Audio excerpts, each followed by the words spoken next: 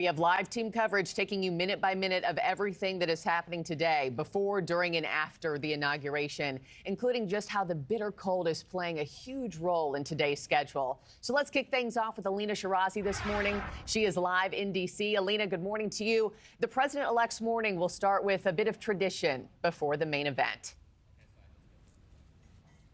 Markie, good morning to you. Yeah, it's going to be a very busy day for the almost President Trump, and I can tell you it is cold out here, but things are moving right along. We know his first stop, as you said, is a time-old tradition. He will make a stop at St. John's Church. We know he's going to be there, as well as J.D. Vance and a few others. We know they'll be visiting the church at 8:30 in the morning. We know this has become, as you mentioned, a long-standing tradition for presidents who have gone here for more than 90 years. And we know while the service at St. John's is a nearly century-old tradition, today's service will be one with several firsts. We know it's the first time Reverend Robert Fisher, the church's rector, will lead an Inauguration Day service. And when President Trump and his family take their seats, we know it will be the first time in the church's storied history that the president has sat in the front row.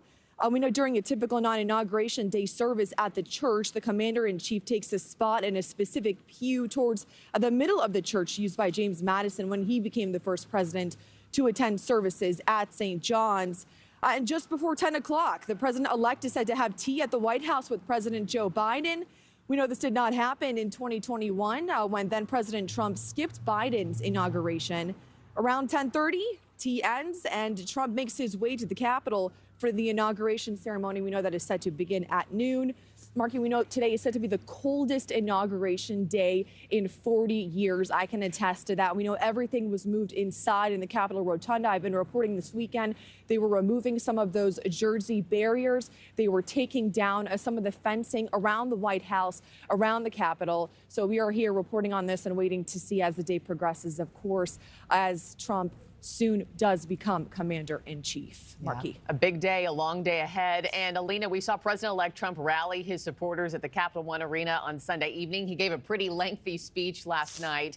What all did he touch on that was notable? Yeah, Markie, I mean, it was an hour-long speech last night at the MAGA rally. We know his base re-energized. He's been president before, right? So this is his second time around. He already has that formed base. And a lot of his supporters did brave the cold to be here, even though we know that things were moved inside. He did lead his rally with a lot of pomp and circumstance, as he usually does. We know during his speech, he did, of course, take swipes at President Biden's administration. He promised great change over the next 4 years. He also brought Elon Musk out on stage. We saw his son X also make his way there to deliver on his role at DOGE. That's what he was talking about, the Department of Government Efficiency. We know Trump spoke a lot about those day one promises that people voted for and the future that he says he has in store for Americans. Here is the president-elect in his own words. Tomorrow at noon, the curtain closes on 4 long years of American decline, and we begin a brand new day of American strength and prosperity, dignity and pride. And Markie, we know that Trump is supposed to be sworn in just a little bit before noon. We will be here. We have the team everywhere spread out. We have people, of course, that flew in from across the country at NewsNation to be here to cover this momentous day in history. Markie.